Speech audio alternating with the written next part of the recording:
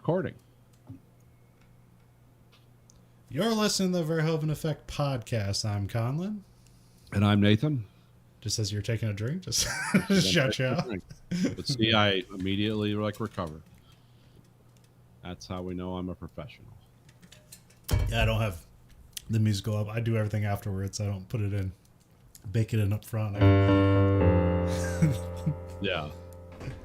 Yeah, let's see if YouTube will grab this.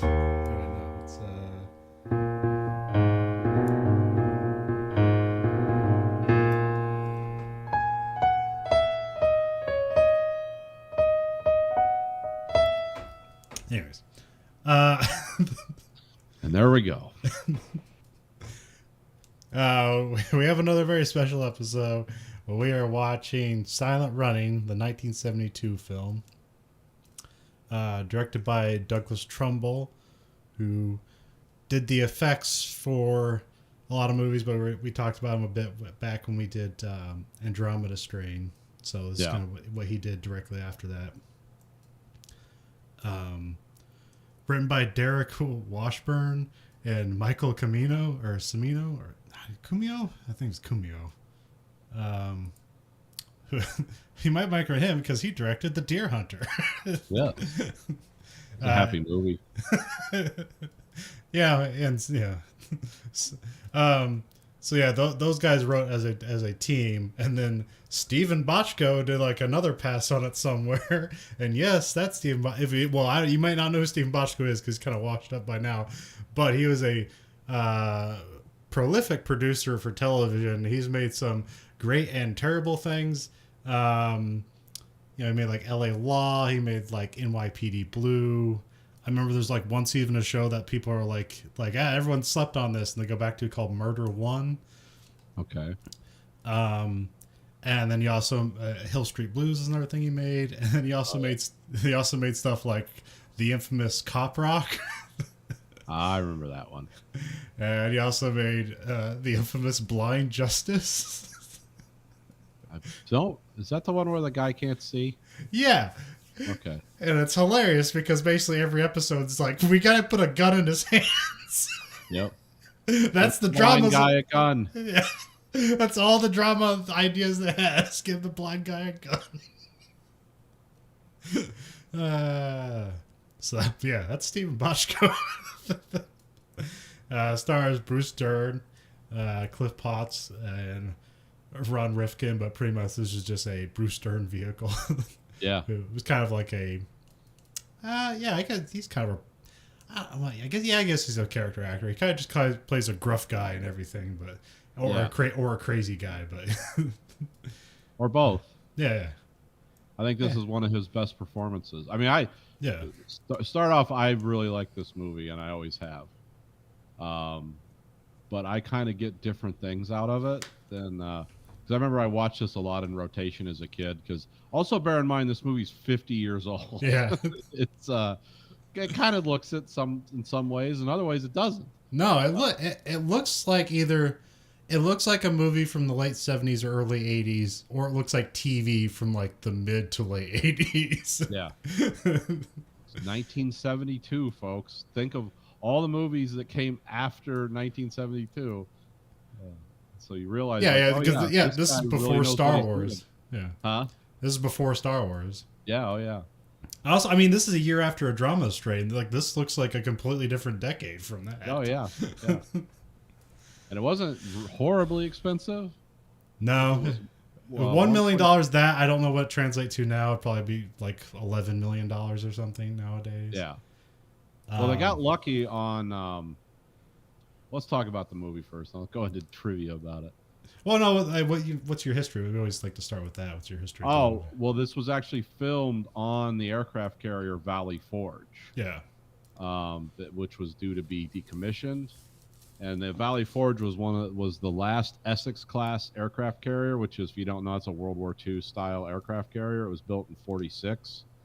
And it went from being an aircraft carrier to an anti-submarine helicopter carrier to, in Vietnam, a marine assault carrier, which meant it just had a bunch of helicopters and soldiers on it. And then it was brought back because it's just a really old design aircraft carrier. And all the interior shots except for the domes and everything. It's like, and if you know that and you watch the movie, you're like, oh yeah, this is obviously like shot on some kind of giant. This doesn't look like a set. It looks bigger than that even. Well, So and they got also looks built. claustrophobic because you have things like ceilings that you usually don't Yeah, have in movies like this. yeah, Which I thought of like, which at first I thought like oh, did like, because I would see like, oh, that's some this must have influenced Alien because they kind of shot like that where you could see ceilings and stuff like that. But that's a big thing that Ridley Scott likes to do. yeah. But here it wasn't on purpose. It's like, no, that's just how we didn't have a set. We had an aircraft carrier to be made to look like a set. Yeah, and aircraft carriers look like spaceships because they are essentially. Inside, it's just a giant vessel that if you fall out of, you'll die. It's taking you somewhere to do something.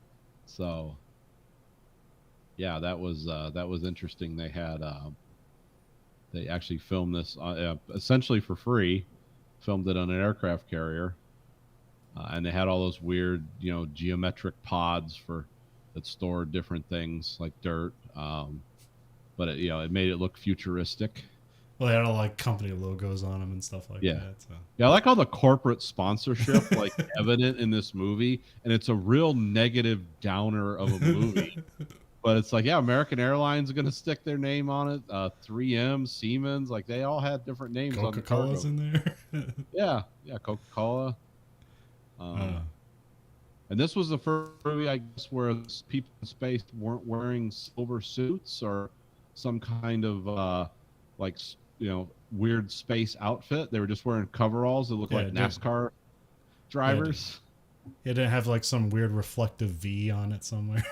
Yeah, they're just like guys wearing. They look like they were wearing flame-proof suits with patches all over them, which was something that like before this hadn't been done. After this, that's standard like space uniform. Yeah. Or at least that's what one of the guys said. Well, also like I guess MST3K basically took a lot of their identity from this movie. Yeah, oh yeah. It's a guy alone in space with his robots. Yeah, oh yeah. It's a classic. And if you're a fan of the 1970s and 80s Battlestar Galactica, and who isn't, a lot of recycled scenes from this movie were used in that show. They just like turned them upside down or something. One of the ships is the Valley Forge. It's like, oh, it's one of the Cylon ships fleeing the Cylons. Yeah, one of the guys on the effects crew is John Dykstra, who's like big in special effects. Like he created the computer controlled camera that they used for Star Wars. Which they called the Dykstra Flex. Because cameras at the time that they're using at the time were called Ariflex, so they called it a Dykstra Flex. Okay. But he's involved in a bunch. But that's 5 years later. So, but I believe he also worked on Battlestar Galactica, so that's why he had access to some of that stuff. Yeah. Oh yeah. But yeah, it's still a 50-year-old movie. Yeah, I mean, the weird way I thought about it is like it's like, man, that just seems too old for this movie. But I'm also old, so it doesn't matter. But the thing I was thinking about is like, 8 years ago, Dr. Strangelove. So. Yeah. This was.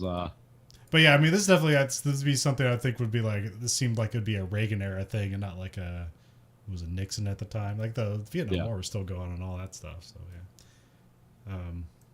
Yeah, that was kind of culturally some artifacting in this, because this was kind of the beginning of the environmental movement as a concept. And some of those themes were reflected. People say it's like a post-apocalyptic. I've seen it described as a post-apocalyptic environmental film, which I don't agree with any of those statements. It makes it sound dramatic. This is one of those things, because we've done a lot of these movies from the 70s, especially the downer sci-fi of the 70s. Like this fits right into that. Yeah. There's paranoia. There's doubt. There's you're never gonna win. Everything's always stacked against you. The hero always dies. I mean, you don't even have to watch sci-fi for that. I mean, we've watched a number of movies. This is like that 70s paranoia, grim stuff. And then my only history with this, is I've never seen it all the way through, but I've always seen bits and pieces of it. So I think like in the 90s, they just had it on Sci-Fi at noon or something, because it's probably just really cheap to license. Because trying to look up the box office for this, like, how well did it do? And it's like, no clue. No one has any No one data. knows. What the? I couldn't even find it on my aggregate. I found what the budget was, and they Yeah. did not promote it at all. Yeah. Well, you see, No promotion on this film. well, I saw. Well, I wish I'd have got the DVD. 'Cause I didn't know there was a commentary for this. I would have probably picked that up, and that would have been helpful. But I did watch a making of documentary of this. But um, there was a quote from Douglas Trumbull who says he didn't realize this was an experiment for Universal, that they were going to release a movie purely on word of mouth. But that's also a common refrain that people say when their distributors fuck them. So Yeah.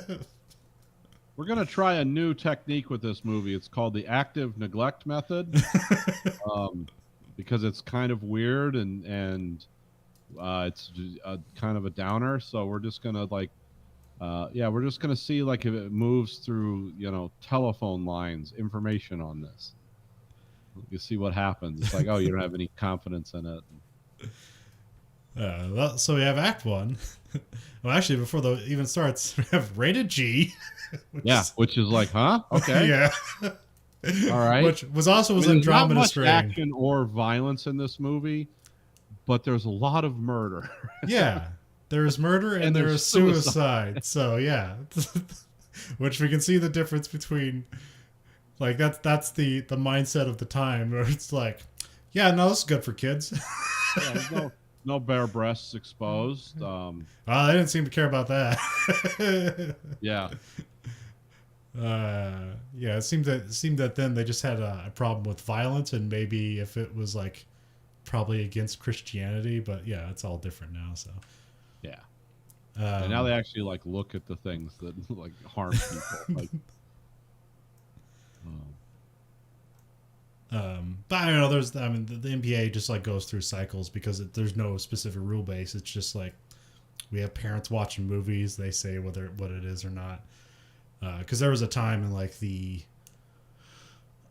can't remember. I think like the mid '90s where basically they were just slapping X ratings on anything with blood, and like you had like horror movies that basically just like they basically were theatrically released as like television cuts of horror movies. okay. Where it's just like you don't see the violence, it's all implied, you cut away quickly, it's all because I remember like Army of Darkness got wrapped up in that. It's like, yeah, there's tons of blood in that, but that's kind of it's more like a Three Stooges movie than a purely mean violent movie. Yeah, this isn't like people being chopped up slowly for entertainment. This is kind of like cartoony, but yeah, because Andromeda Strain is G-rated too. Yeah. We commented on that. It's like, oh, it's just science and learning, and like, yeah, in a town full of corpses, people that died horribly from space virus. But also, if you look at the films from the 70s, yeah, this probably was a G. So Yeah, oh yeah. That just was a golden time. Is it like what? A Clockwork Orange was a year before this. Like, Yeah. This was you couldn't make a Clockwork Orange now. I mean, not get a wide release. It starts out, we have like close-up shots of flowers, and there's like credits over the footage. This is a very long intro scene. Well, Established as well. there's not really a lot to this movie. It's a very introspective movie, but it's very short, so it's fine. So Yeah. you have Bruce Dern just swimming in a river, which the fun behind the scenes stuff of that is that he said that the production is so cheap they couldn't afford a warmer for the pool, so he's just swimming in like freezing cold water. Oh, just how long before he gets hypothermia? Yeah. Camera's rolling. And like they're telling him like, don't act like you're freezing. That doesn't work for the shot. Yeah. He's like, I am freezing. Yeah, I can imagine some of the exchanges. Yeah. It's like, it's involuntary. We got bunnies. We had the dude feeding the rabbits. And then there's a reveal, because I guess if you might not know, but there's a reveal that the forest that they're in is inside of a spaceship. So I guess that would be cool if you didn't know what you're seeing. Yeah, there were giant like Hoberman geodesic domes in space. which because now because the in the movie, it's like all plant life on Earth has died or ceased to exist or whatever. These are the last trees and rabbits and anything in the universe is floating around near Saturn on American Airlines space freighters. Yeah. Which I don't know why, but I guess you can fill in your own. But like I mean, they said it near Saturn because they want to do that sequence later on. But it's like, why are they out there? Is like the only thing I guess is like they wanted to keep these ships out of like the shipping lanes around Earth, and so that's why they're out there, is just to get them out of the way. Yeah, I mean these are not military ships. It's clearly stated these are cargo ships that have just they even have like some president giving a speech. It's like at the beginning, I forget what it is. It's something like this represents the last of the fauna and animal life of Earth, and may God have mercy on us. We're going to try to preserve it and someday redo the Earth. And that's where like the post-apocalyptic element comes in. Yeah. But then when you don't ever see that because it's a very small focus movie. But Bruce Dern is like I don't know, like a space hippie. Yeah. Or, well, that's what some people say. I just see him as like an ecologist who's probably like, well, this is it. I don't have a job if this doesn't work. So I love this stuff and it's important to me, but it's also my job and it's what gives me purpose. Well, there's also sometimes he has like flashbacks and he's like in a forest on Earth. And I was wondering, it's like, are those memories when he was a kid, or was everything dead before he was born anyways? No, it seems like he seems to recollect things. He does have a Smokey the Bear patch on his jacket, which kind of implies that he was around when trees were around. So yeah. But also, like, amongst his crew, he's the only one that cares about it. And these guys are just space truckers. Again, it's 7 years later, Alien. Yeah. These were the original space truckers, and Bruce Dern.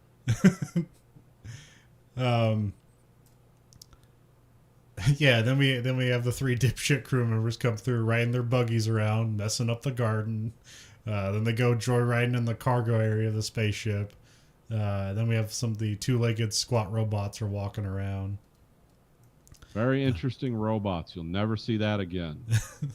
Very cute robots. But because and they have which I didn't even think about before I rewatched this and did the research. I never knew how they did that.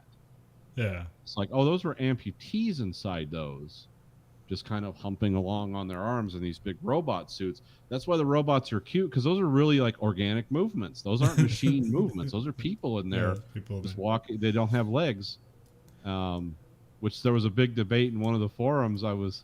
Is like, that was exploitative, and then the other people were like, no, it gave those people jobs. They could be part of something cool. Everyone remembers those robots from. That's the only thing that most people remember about this movie. Although I'd say the weird thing about it is like all of them were like teenagers. They were all like 15 and 16 years old. Yeah, I did read that. It's like, I mean, I guess that'd make them probably, like, well, that makes them smaller. But it is kind of weird that, like, we have 3 double amputees, well, actually 4 double amputees that are like 15 and 16 years old. Just laying around. Some of them were amputated differently by how the robots were built. Yeah. Because the one robot, the main robot, 2 people play Huey, and then there's 1 person for Louie and Dewey. One of the robots has a built-up section underneath it, and the others do not. So it's like somebody was at the knees, and then the other people, I guess, were just at the waist. Yeah. Because once I found that out, I started looking at pictures. Like, how did they do that? Those people must have been elfin. Like, those robots weren't that big. Yeah, well, I mean, they had a requirement that they couldn't be more than 20 pounds, so they weren't that much of a burden on, it's like it basically like wearing a backpack with some books in it. So yeah, it was all plastic and lightweight, but yeah, it seemed odd to us because we're not used to walking around our hands, but like they're probably used to that, so it's probably fine for them. But again, ultimately, it translated into a really cool movement for the robots that you couldn't recreate nowadays. You wouldn't even make them move that way nowadays. They just had to like adapt it around a body. Yeah, it's like, they kind of look cool. They weren't covering a lot of ground very quickly, but when they were moving Well, up close, it was like it's well, obviously you do that because it isn't obvious. Like it's not obvious that people are in there, so it's like, oh, those must be real robots or something. right, right. uh, He took one apart in the movie. I didn't see a person. Yes. I was weird when they're interviewing the lady that does one of the robots. That's like she's like 16. She looks like she's like 35. Yeah. People just look different back then. Yeah, people they age different. There's a lot of cigarettes and butter and fried food. Although Bruce Dern's like 36 here, but he's a long distance runner, so he kind of looks young for his age compared to everybody else in the 70s.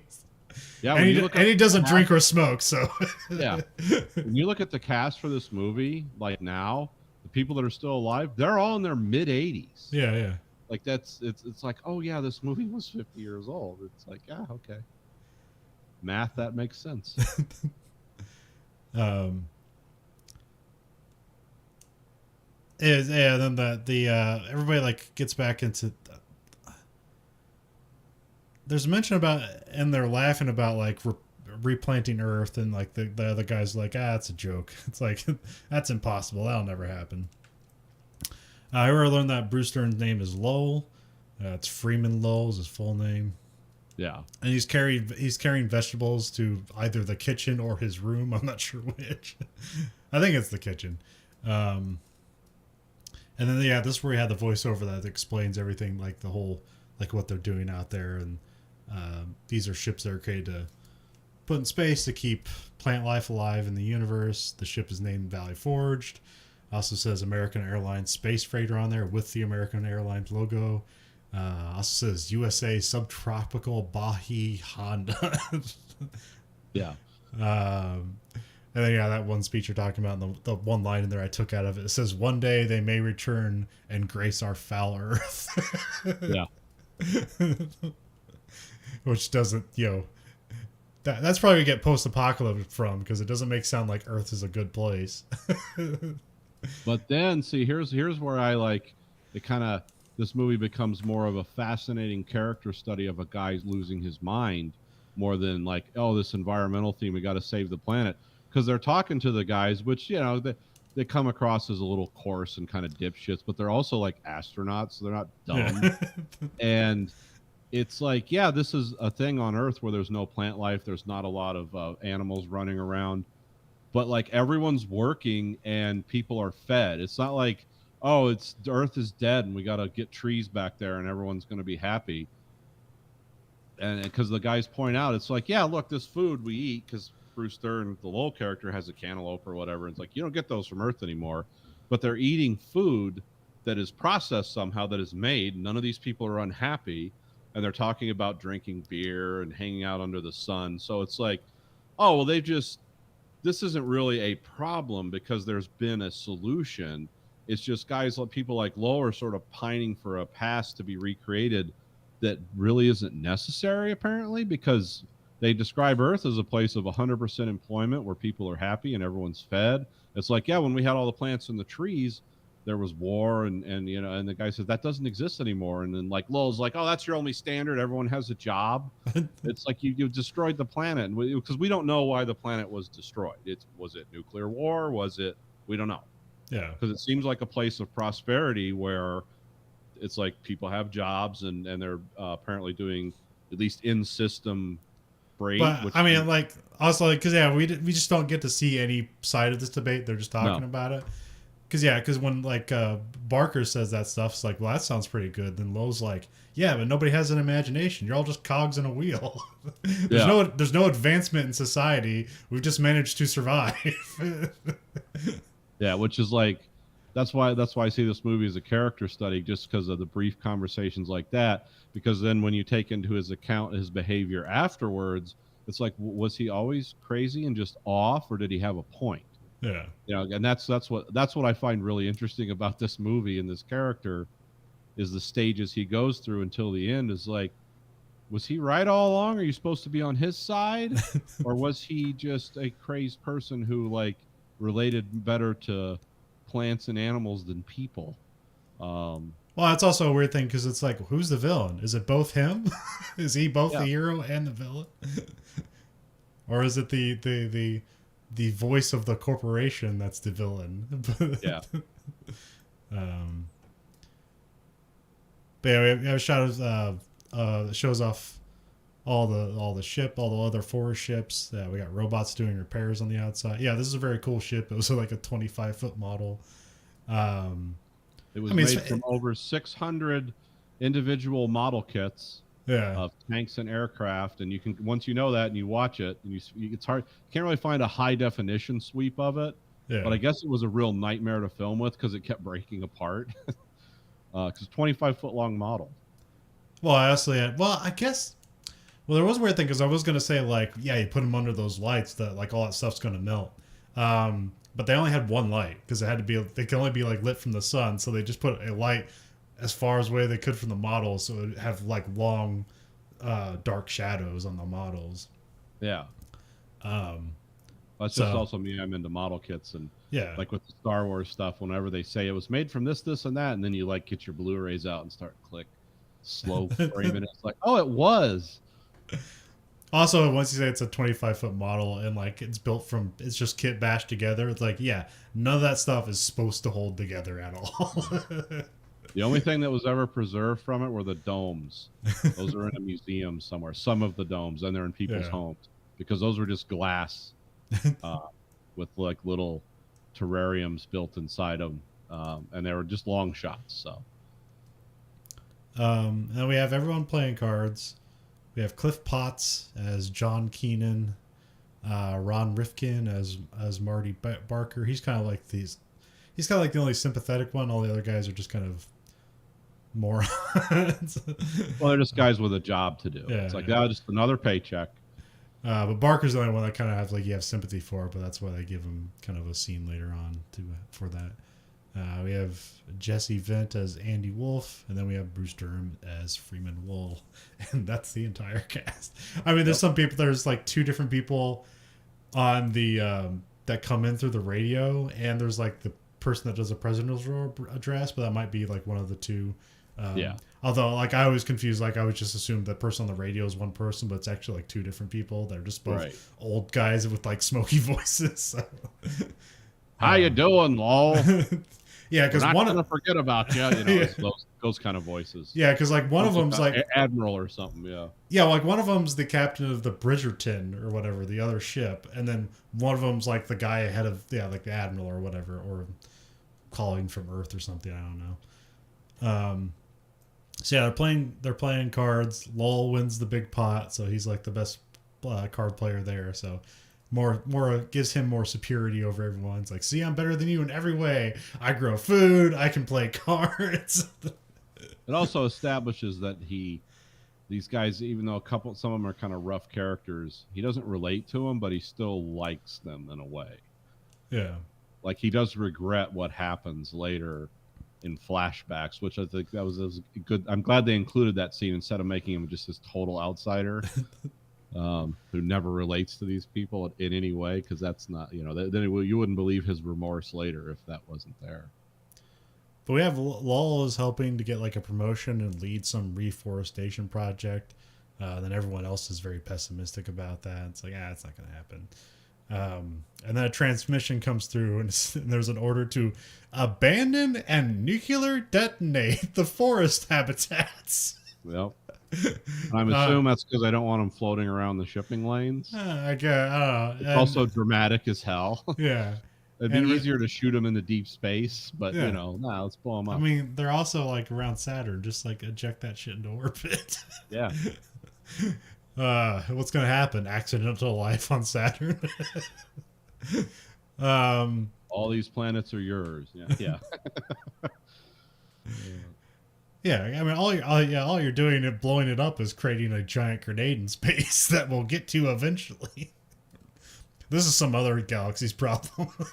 Yeah. But yeah, they're supposed to return the ships to commercial service.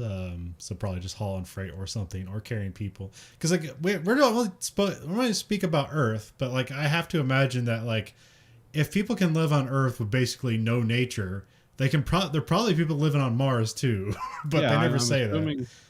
I mean, they never talk about whether these things are going faster than light, so I'm assuming they're not. So Yeah. they're probably this is probably just like expanse type intersolar, like, yeah, we don't have any life on Earth and we're just mining asteroids and planets to get the stuff we need back to Earth, and there's some way it's economically viable.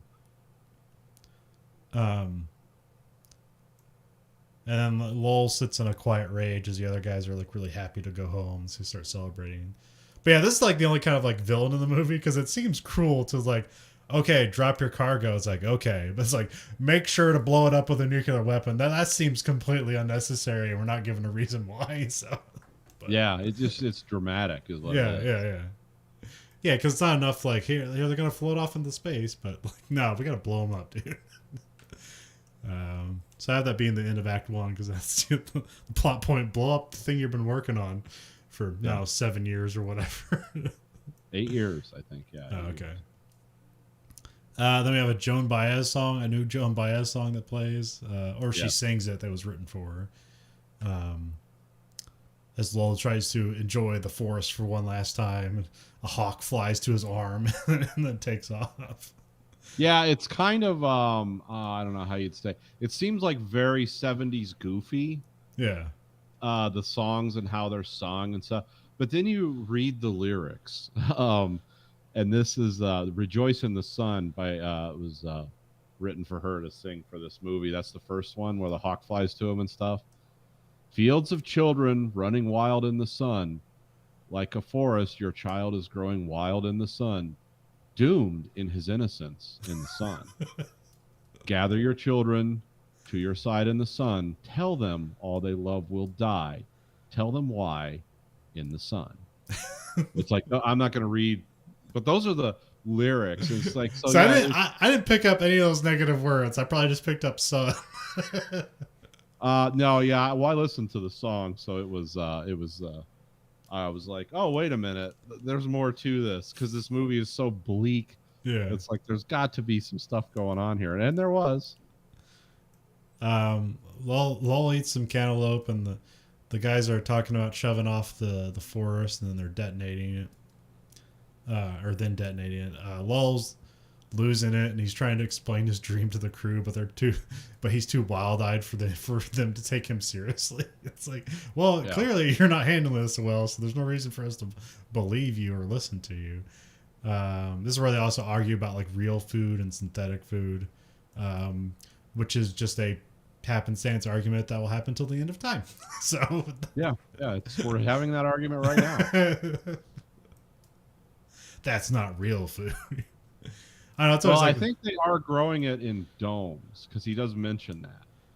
It's when part of his rant is like, yeah, it's not real food. It's just grown in some dome somewhere in chemicals. It's like, oh, okay, so they're essentially doing the same thing on Earth you're doing here, but it's just enhanced for production instead of preservation. Well, it's like not soil. It's just kind of like combining chemicals together, and here's your food. Yeah, here's your foods. It's Silent Green. Which is basically like it's like always like supplements. It's basically that because I mean that stuff's always shaky too, but it's always a weird thing. It's like, well, if I take this thing that basically like it's the same amount of vegetables, but it's just a powder I eat in the morning rather than like eating a whole bag of vegetables. It's like, how is that much different? And there's a weird thing between like how it actually like intakes into your body and how your body absorbs it. There is a difference. But it's slight, and it's like it's better than not doing it at all. It's like I could supplement this, or I could not do either. Because there's a thing like they always say like getting sunlight's the best way to get vitamin D, but still you can just take vitamin D pills, and it's like it's different. The sun's technically better, but also I don't know like. To be outside in the sun. They never say that. It's like you need to get sun. It's like, what's the time limit here, dude? Like the sun also kills you if you spend too much time in your sun. Yeah, I was gonna say you're talking to a fair-skinned person. Most of their ancestors are from the British Isles and Sweden, so it's like, how much sunlight do I need? If it's 5 minutes, it's like good, done. I can handle that. Yeah. But if it's like, oh, you need 2 hours, it's like, no. It's like they're always on me about exercising and losing weight, and I was like, well, what's the time frame on this exercise? Like, if I jog in place for a minute, are we cool? Oh, no, it takes a lot more time than that. So see, therein lies the rub. That's a half hour for the rest of your life. Yeah.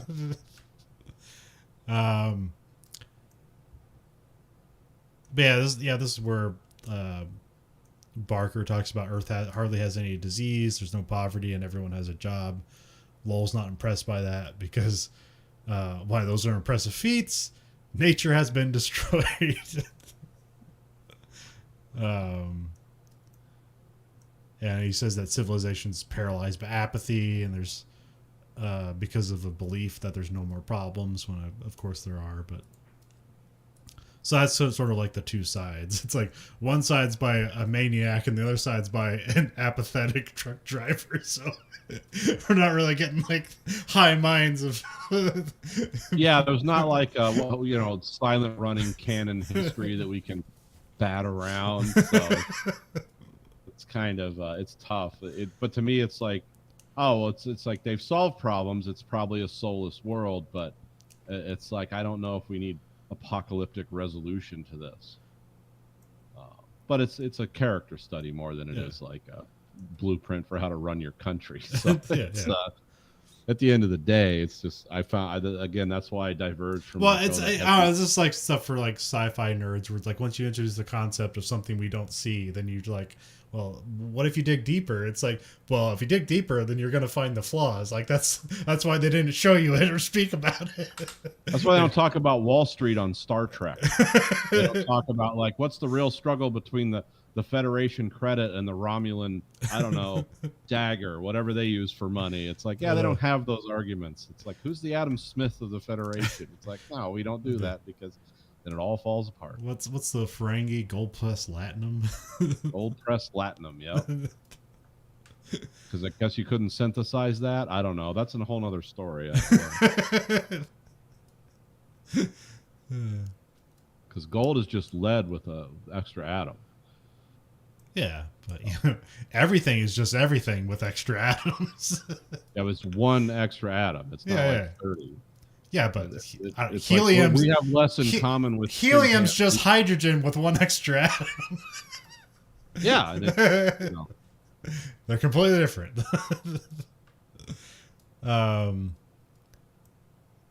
Yeah, so the crew start going through blowing up the habitat pods.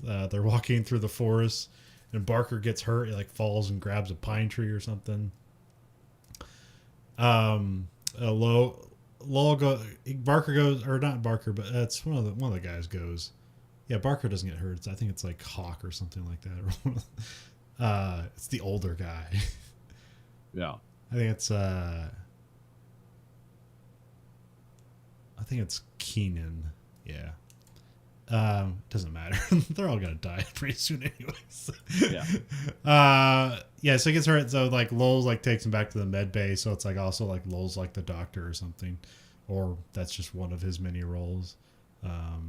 But then like he gets him fixed up. There's an announcement for a safe distancing maneuver. So Keenan and Lowell go to like run the ship.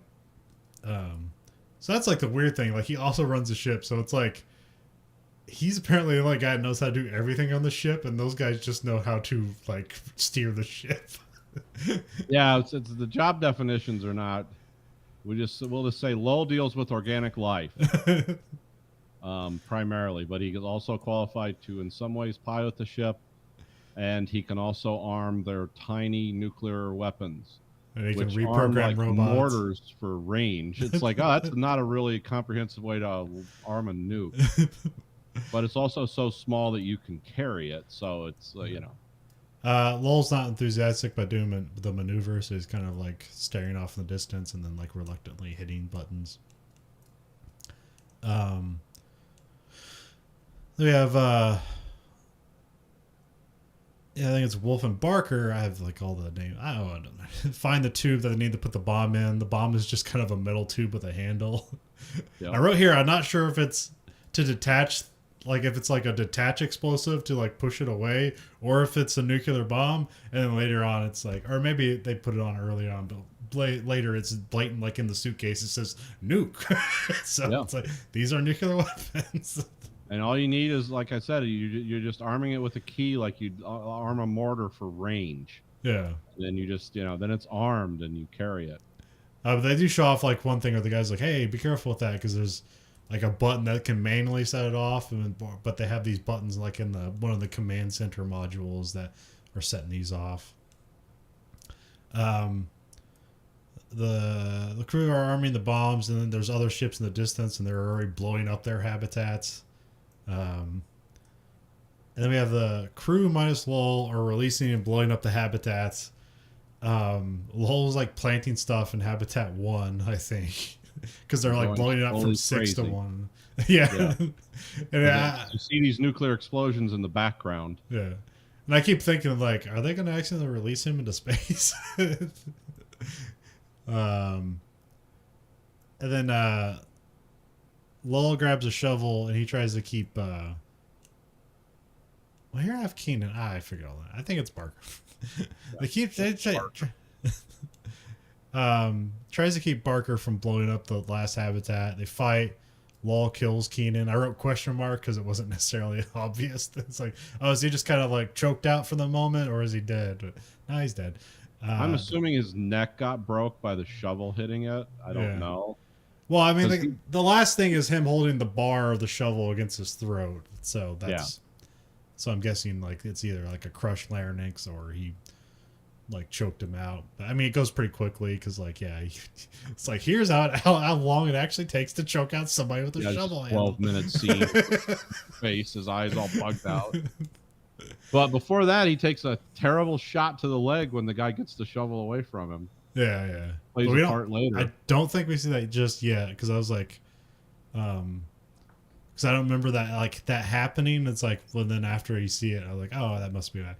But Lowell jettisons the rest of the crew because they're in a habitat trying to put the bomb in, and he just like kicks out into space and then blows up, and he kills them.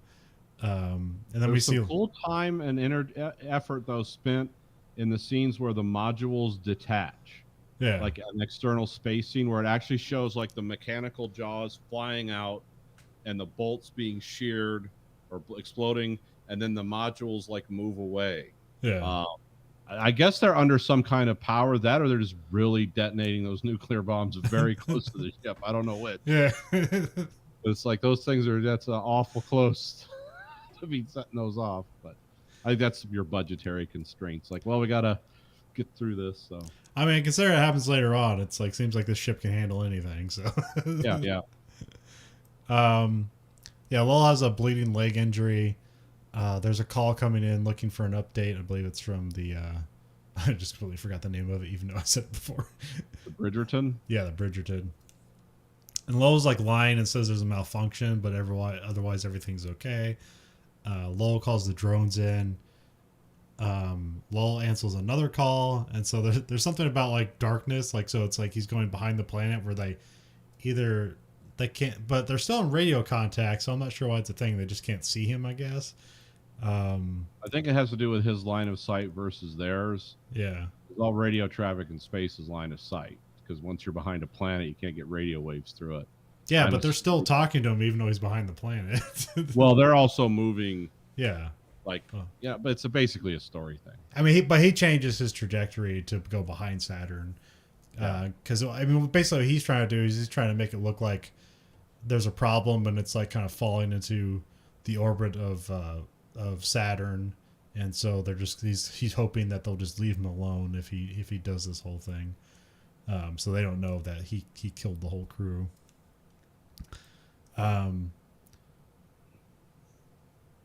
So yeah, he takes it behind Saturn. The drones jettison some cargo containers, so he wants to try to make it look like the ship blew up. And then Lowell puts out a mayday to like cover his tracks. And then like they tell him, like, he's like saying like, yeah, I can't get to this thing. It's like it's too busted. It's like I don't think there's anything I can do. And they're like, oh, we're sorry, but you're gonna run through the rings of Saturn. The ship probably won't make it. It's like I don't know. um, I can't remember if it's that or then, but he's like, the guy's like, "Hey, maybe you should kill yourself." He's like, "I Yeah. could never do that." um, Maybe you should open an airlock Outland style. Lowell falls over from the blood loss and passes out, but it's just for a bit. The drone pokes him, and then he gets back up like nothing happened. Yeah. Lowell has a giant USB stick. That's like their drone hard drive. It's kind of fun because it really looks like a USB stick has like the little. This has the same way, so that just must be a USB stick. Like it was, the connection thing must be a standard thing that's just shrunk down from like old times or something, or there's just happenstance. I don't know. Yeah. Yeah, Because some of the technology in this, the quality of the production is uneven because he's using an oscilloscope as a radio, and even I know that's an oscilloscope. It's like it takes you out of it. It's like, oh, they just put an oscilloscope on the table and they're running different. I do like how they just have a bunch of tiny monitors all over the place, and they don't even correct for like the scan difference between the camera, and it makes it look cool. It's like it's always busy. Something's happening. I don't know if that was the actual bridge of the Valley Forge, the real one that they just dressed up, or if that was a set. I don't know. I mean, that's the real bridge, and they dressed it up with stuff on top of it. But I don't think they had monitors in there. I think that's what they put on top of it. Oh, okay. Because as far as I know, what I saw from the behind the scenes, like there was no like electricity or running water, and they had to basically pipe all that stuff in from the outside. Yeah. Well, the ship was literally scrapped 2 months after production. Yeah, so he reprograms the drones to like perform surgery on his leg. The drones perform the surgery while Lowell is like huffing some anesthesia. And I like he gives them like specific they all have different like things. Like, all right, you perform the surgery, you do the anesthesia, and then you stand by for assistance.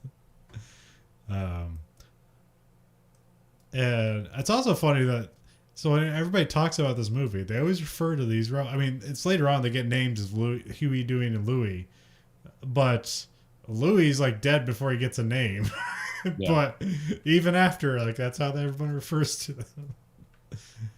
Well, I guess he's not dead. He's just a robot. He's just flinging around Saturn. Yeah. Lowell's back to talking to the people in charge, and he convinces him that his ship is out of control. And that's where we have the sequence where the ship passes through the rings of Saturn, which I guess is something they wanted to do on 2001: A Space Odyssey, but it was just a bit too ambitious, so he decided to do it here. Also, this guy later did the special effects for Star Trek: The Motion Picture, and it's like, oh, he's just like really doing the sequence, don't you? He likes spaceships flying into weird formations of light. That's his thing. The rings of Saturn, that's just like basically just rocks and dust and stuff like that. I don't know how fast it's going or what direction it's moving, but here it's just like it just kind of hits some turbulence. Yeah, it seemed like it would be this destructive event, which it would if you're in a metal ship going thousands of miles an hour into sandpaper and boulders. It doesn't seem to have a lot of like hull breaches, but we do lose a robot. Yeah. Because for some reason, in Lowell's brilliance, it's like they're just outside on the ship performing maintenance again. Yeah, it's like, hey, get inside. We're going into the rings of Saturn. We're done with surgery. Time to go weld some stuff on the ball. The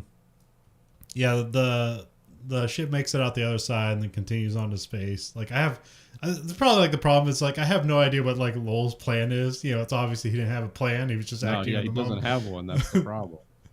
But yeah, it doesn't like it never like brings up the urgency that he's like trying to run away. It doesn't really feel like he has like a goal other than like I'm supposed to watch the plants. But yeah, that's sort of the point. But yeah, like you said, it's more of a character study rather than like a caper. Yeah. And then we have Lowell's like looking into the mirror and he's having flashbacks, remembering like Barker, and he's like, he's like looking through a monitor because he's not there himself, and he has the drones dig a grave and bury Barker. The most undignified burial ever filmed. They're just they call them drones actually, which is Yeah. kind of future perfect. But yeah, they just like, okay, dig a hole, and he gives them the dimensions. It's like, okay, put the body in, and they just kind of roll his body in, so he's like buried on his side with his arm flop behind him, and then toss his hat in. Lowell gives a eulogy from the command center. He also includes the other guys. And this is where Lowell finally feels the burden of being a murderer. So Yeah. Yeah, then the drones finish burying Barker. So I have that being the end of Act 2. Which I'm not sure. I always pick Act 2 as being when the character's at the lowest, and I pick it there. Because I can see like Act 2 also being like when he has to like jettison where he's trying to get when the plants start dying. I could have that also be the active start of Act 3. But yeah. Anyway, so I have Act 3. This is where Lowell names the drones. He names them Huey, Dewey, and Louie. Drone 1 is Dewey, drone 2 is Huey, and the posthumously third drone is named Louie. Yeah. Lowell reprograms the drones to hang out with him and work with the plants on on top of their ship duties. They fail to plant a tree. They like do things in the wrong order, like they fill the hole with dirt and then throw the tree on top of it. Yeah. We have another Joan Baez song and a montage of like life on the ship now. Yeah. Like he's trying to go about his life as normal, like he's doing checklists, and he's like really dissociating from the reality of his situation. But we have every once in a while I have flashes, and you're like, oh yeah, I killed somebody. Yeah. But I saved the forest. And then Lowell looks at like a conservation pledge on the wall. I didn't write it down, but it's like they hold on it so you can read the whole thing. Yeah, I saw it. I didn't write it down either. And then he sews his name badge into like his like lounging around robe. Yeah. Which druid robe. Yeah, but like you never see it like on the robe in the rest of the movie, so it's just filling time, I guess. Yeah. It's like, oh, I'm abandoning my uniform and going free, but no, he has his uniform on later on. So then he goes to sleep. And we have Lowell's like out in a spacewalk with the drones, and here we find Louie's leg, and the drones like kind of mourn, but like they're robots, but yeah, that's just a good thing they do with this movie, where they have like they're able to emote with robots that don't have eyes or voices or anything like that. So, yeah, they just kind of make weird hooting noises sometimes. But you can see like Lucas seeing that, it's like, oh, I'm gonna steal all that. Yeah. Thanks, Kurosawa. And, Bruce Dern, or it would be Bruce Dern. It would be Douglas Trumbull. Yeah, it's not a bad guy to steal from. Yeah. Although it's weird, like in the documentary, he talks about like Trumbull says like he came up with the story, but there's no story by credit for him. He's not on the writer's thing, but it's, I don't know, maybe he like I have this idea and he just gave it to these guys or something. Yeah. And then we have Lowell looking at Earth through a telescope, which is kind of neat. It's like, oh, it's a different perspective. And it looks like Earth. Like it's not like gray or black. Or something. It's blue and clouds, so it's like it seems fine. I mean, there's no green, but and then Lowell drives recklessly around the cargo hold, and this is where he starts having flashes of regret, and he knocks over a cargo container of dirt. He starts to have more regretful memories. And then Lowell like plays like the weird pool with the automatic pool machine, where it's just like a hole in the middle of a circular pool table. It's like, I don't know what the rules are here, or if that's a real thing, or if they're just like they just wanted to make something futuristic looking. I wonder if they filmed that on split screen, because I work around robots like that all the time. My whole thinking is you do not want to be like within that thing's range. Yeah. Even those old like 60s, early 70s robots, like those things are powerful, and they're probably being programmed with a magnetic tape or something even weirder. And it's like, yeah, if that thing just moves suddenly, they could just knock his head off. It's like, I don't know how they filmed that, but it was the world's slowest robot. So maybe was the safety thing. The only thing I saw in the documentary is that they had all the, so like the people walk around on their hands pretending to be feet for the robots, but then they have like the little robot arms on the bodies, and those were remote controlled.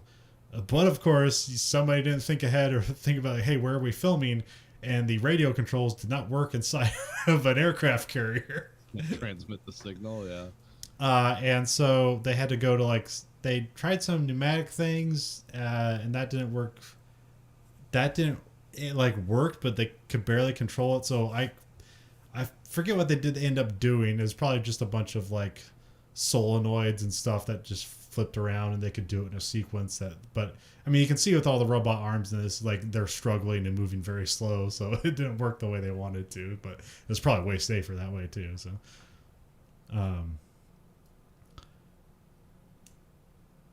then we have Lowell like programs the poker into the drones, and so he gathers Huey and Dewey so they can play poker. The drones are not good at playing poker yet. And there's a point where like Huey and Dewey are like cheating against Lowell, like they're like saying what each other's hands to them, but without saying anything at all. Or just kind of like, hey, look at these cards. There's fun bit where like one of the robots like throws away 3 kings. And he's like, hey, you gotta keep up. You just lost, man. And then like the fun last bit is that Huey doesn't take any new cards, and then he lays his hand down and it's a full house and he wins, and that's where Lowell's like has like a big belly laugh because like, hey, they learned to play poker. It's like, I don't know, he's like, there's a future in this. I got friendly robots I can play poker with for the rest of my days. Well, this is when like the poker scene and kind of the stuff after, for me, this is when it's like, oh yeah, this guy's a really good actor. Yeah. Because he is just gradually coming apart. And like the poker scene is like, oh, he's lost it. He's like, I mean, there's some cute stuff with the robots, but he's basically humanizing things at this point, and he realizes what he's done and what, I mean, I always liked Bruce Dern, but he really like projects it here for me as like, yeah, this guy's losing it. Well, I mean, in some ways it seems like the scene of a movie, because when you put it in like silent running, like this scene just like comes up all over the place. Like, so. Yeah, it's well acted. That's why it's probably people remember it. So it's probably like, the cool ship in this scene is what people probably remember about silent running.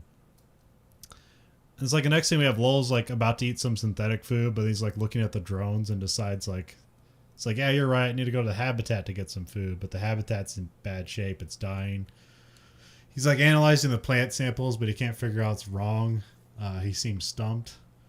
Which is weird for an expert in this field to not realize.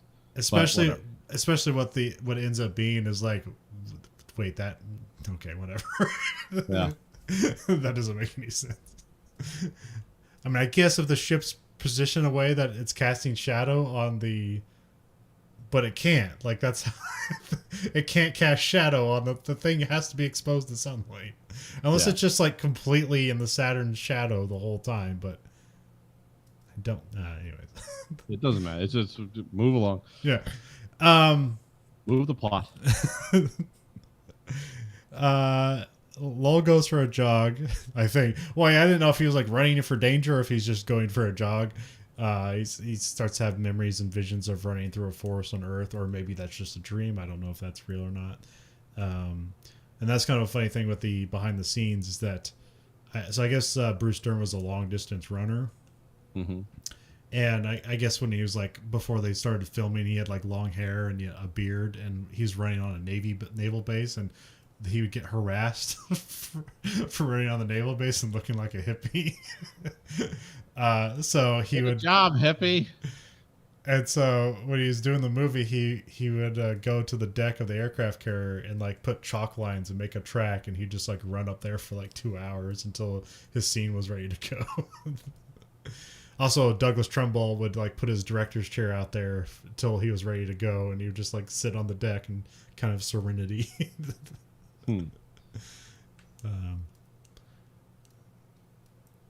Lowell gets in the buggy to go like, because Oh, he's doing something. He's like monitoring Huey, and then he accidentally runs into Huey on the way to the habitat.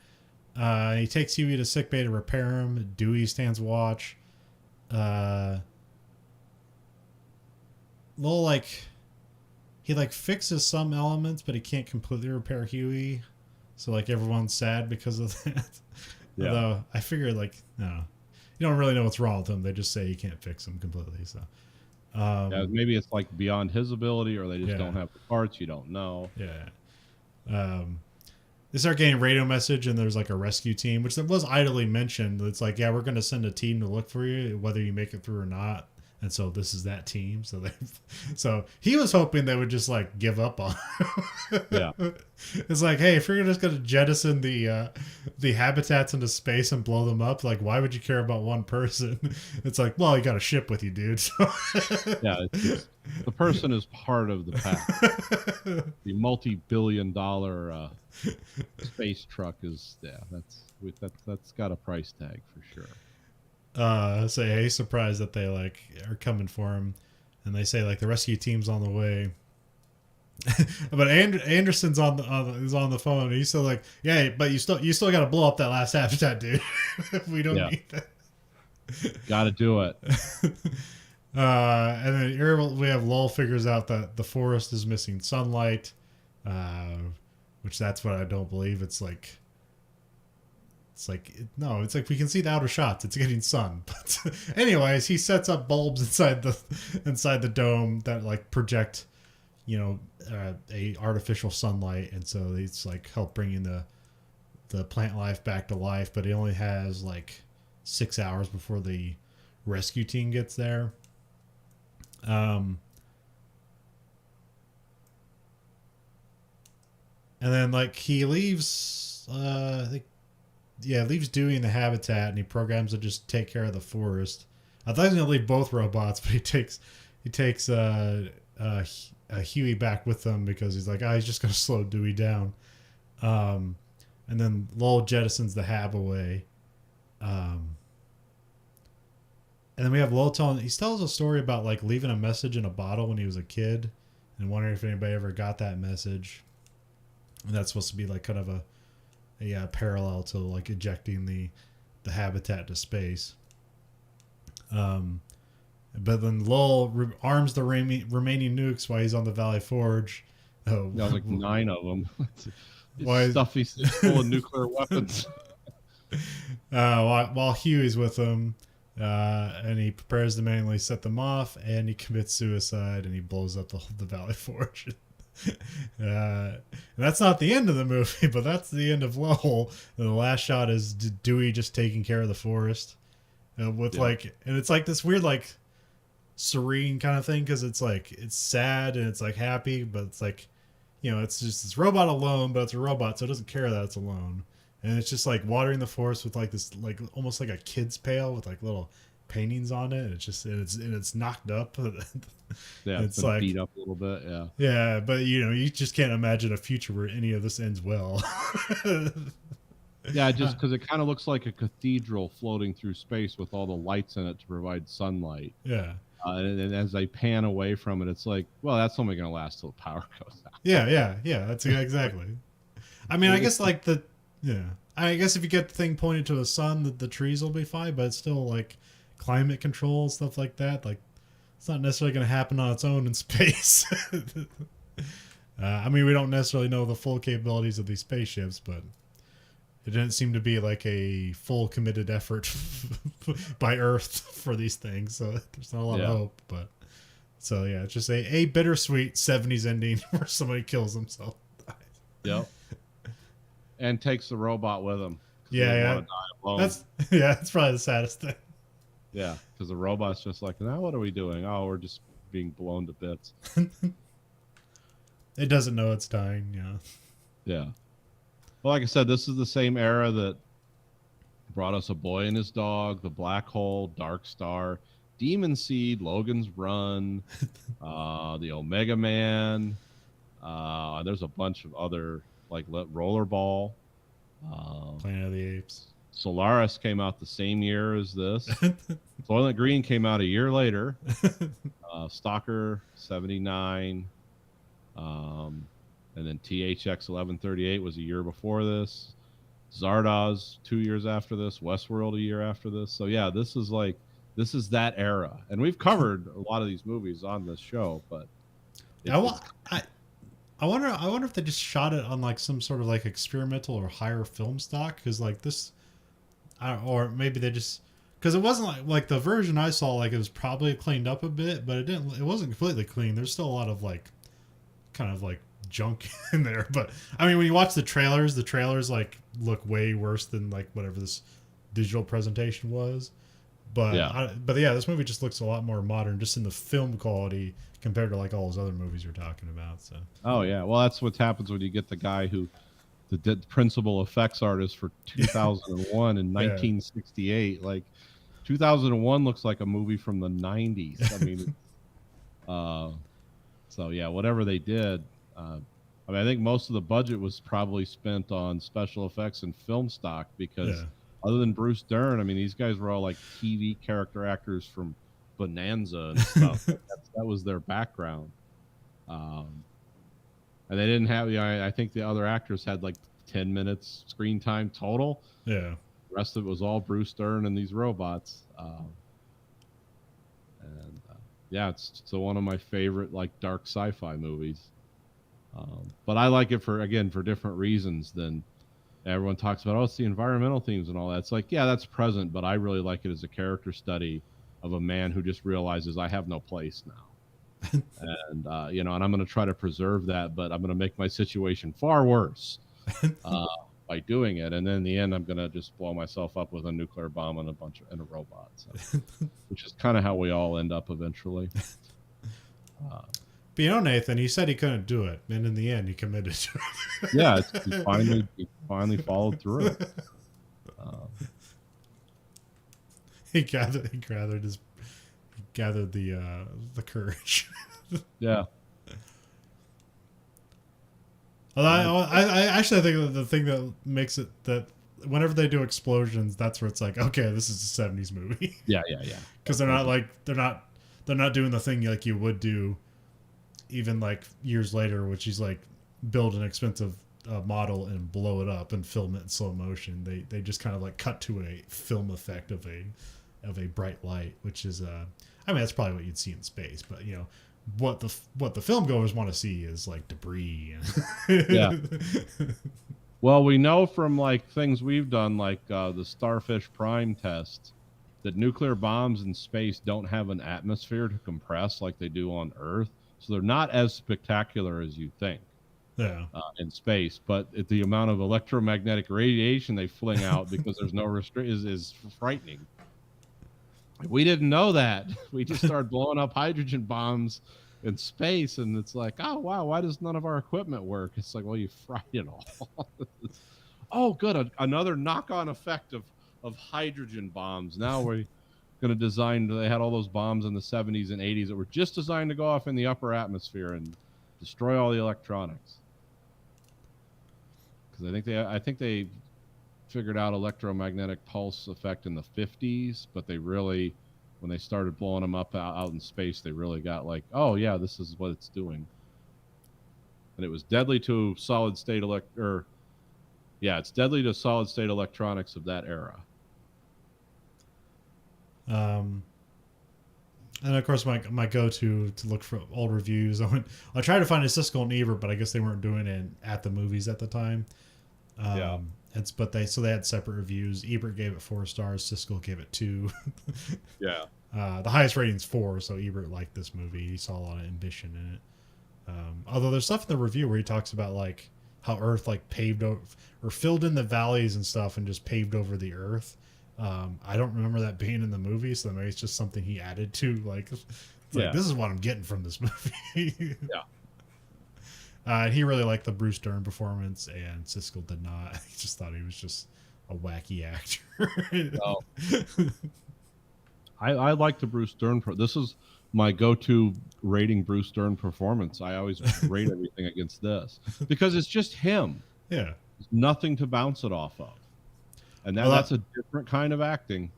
I thought that was really funny in the making of Doc. They're talking to him, and it's like, and like this is like his first kind of like lead film, and it's like, and I guess he's just play a lot of like just like kind of side villains in a bunch of stuff. Hmm. And then and the guy behind the camera is asking, he's like, "What's it feel like that you're going to be a hero in a movie?" It's like, "Oh yeah," and it's like he's not really the hero of the movie. He's a murderer and commits The main suicide. character, yeah.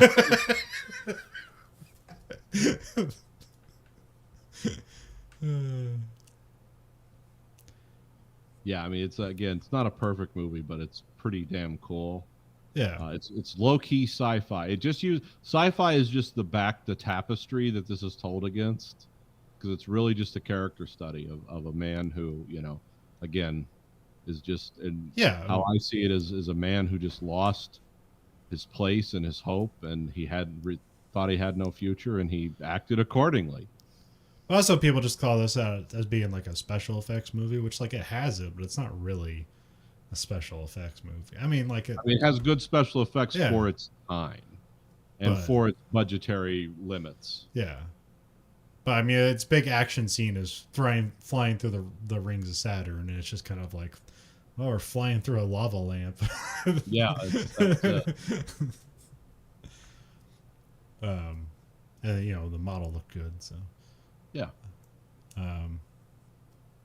Oh yeah, there was also a weird thing with the little buggies, because I guess I just made those, and I think it was Douglas Trumbull. His dad was just experimenting with things, and like, hey, I made this transmission, and then they just made these buggies. They just Okay, I bought some didn't know. I motor. thought they were just something you bought off the shelf. I had no idea. No, they just made it.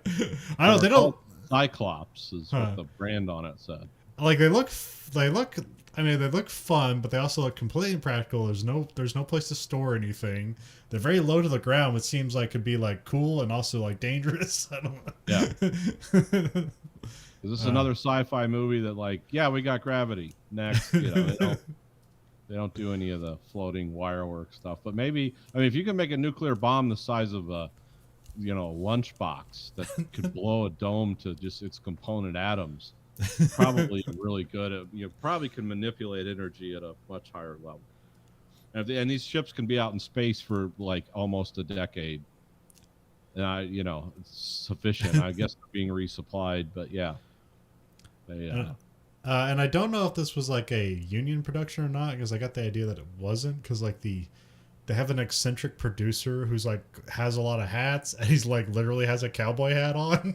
And he's like, he's a producer, he's the production assistant, he's like everything. He's talking like, how do you do this? And he was talking about like, well, if you wanted to do this through a union, you got to join the Directors Guild and work your way up. But the way he talked about it is that he just started working on documentaries, and that got him into like all different kinds of fields, and then he just like became a producer.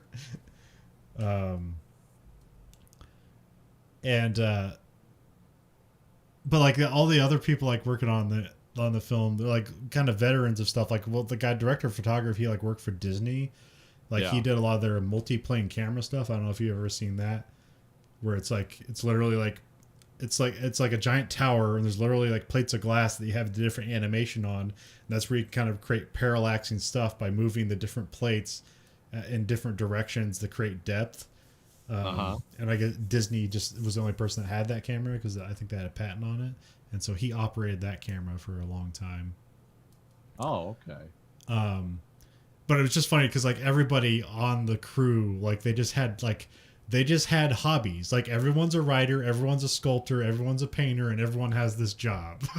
It's like, oh, nowadays it's like you just play video games, because if you're not good at any other stuff, then you don't bother going forward with it. But in the 70s, you had to have hobbies. Huh.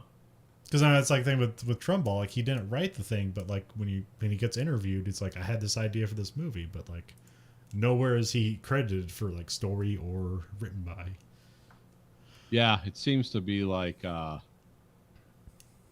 was it? It seems to be like a now that you mention it, it's like, yeah, this is like almost prototype filmmaking, as far as like how you would do all this, and why it didn't Well, cost a lot.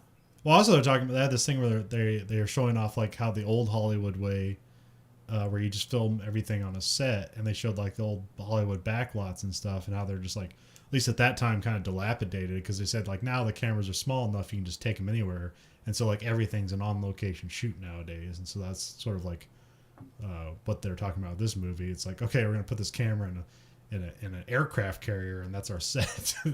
Yeah. Yeah, they had a lot of knock-on production value by being allowed to use an actual aircraft carrier. Yeah.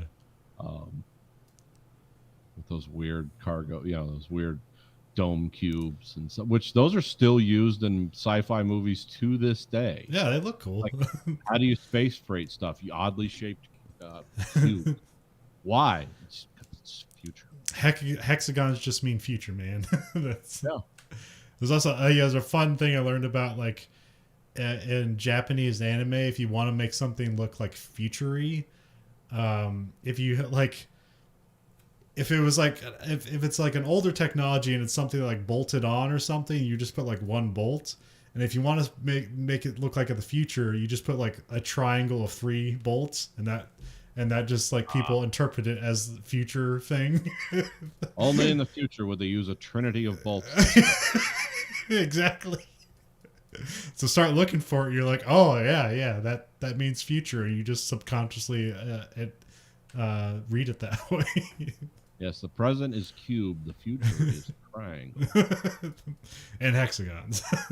And hexagons.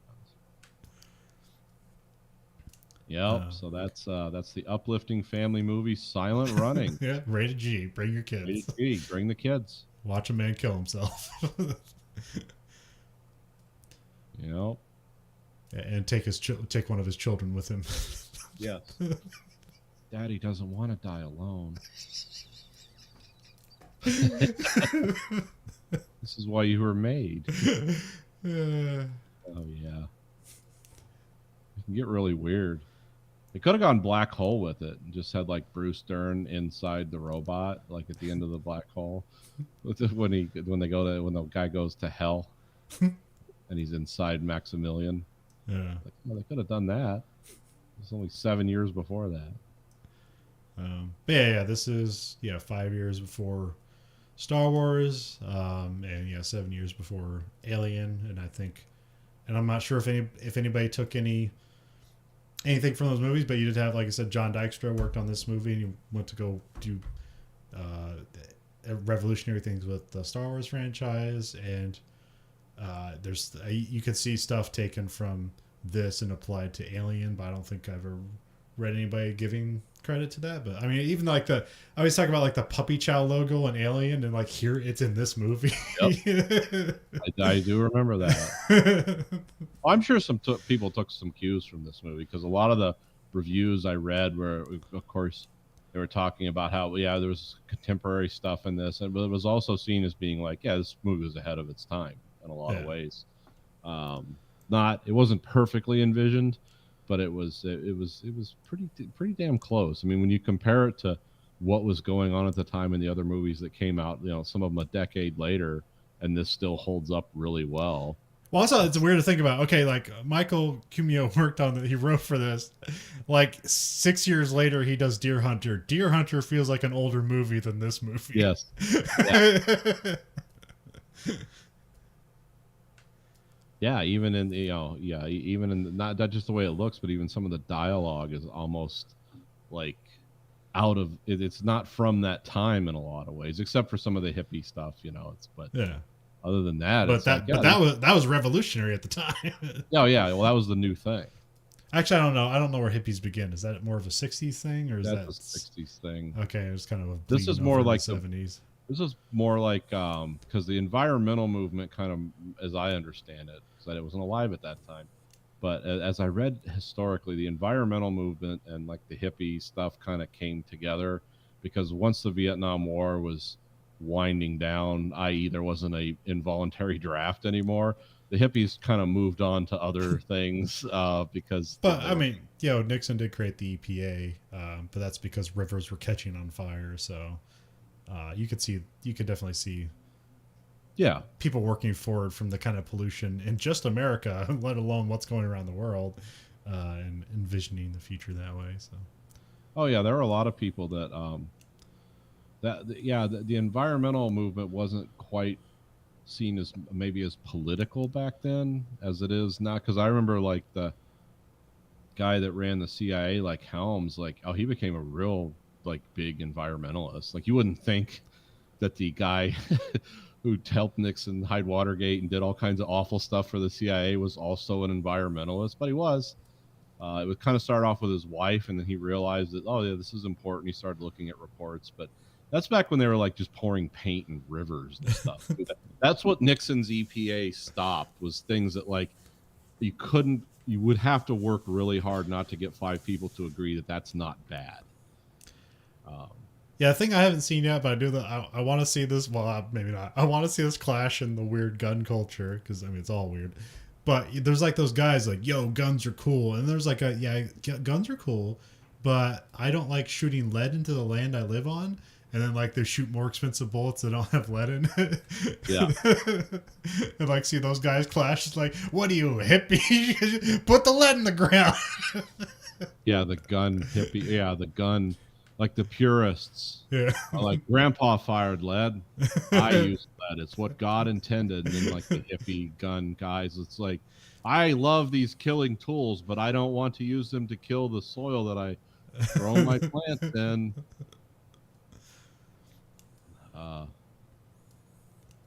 Yeah, that's there's some gun ranges around here where you have to use the more expensive ammo. Yeah. Because you can't shoot the lead jacketed copper indoors. Because guess what? That's really bad to breathe in vaporized copper.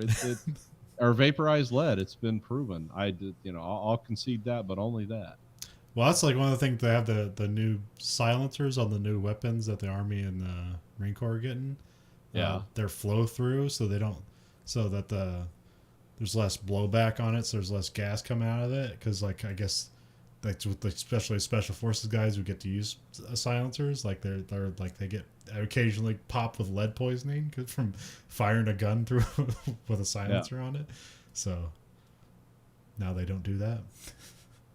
It's something to think about. You can get the solid copper. You can get the copper solids now in almost anything. They're really expensive, but you're not going to get any lead blowback. And they'll go through about anything. Yeah, and they'll go through like 2 doors of a car. What'd you fire? It's the 9mm solid copper. It's like, is that a tungsten core? No, just a solid copper bullet.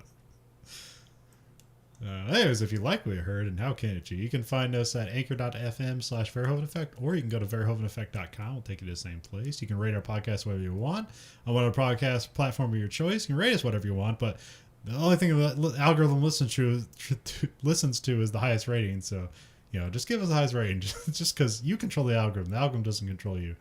We also have listener support at verhoeveneffect.com, where you can support this podcast on a monthly stipend of either 99 cents, $4.99, or $9.99. We're also on Twitter at Verhoeven Effect, Facebook Verhoeven Effect, and on American Greed Factory, on YouTube at American Greed Factory. You can find both this and that show live and unedited. And you'll get little Easter eggs like a fire alarm going off in the middle of the episode. Yeah. And you can get our t-shirts at belowthecollar.com/Greed Factory. So for the Verhoeven Effect podcast, I'm Conlon. I'm Nathan. Goodbye, America.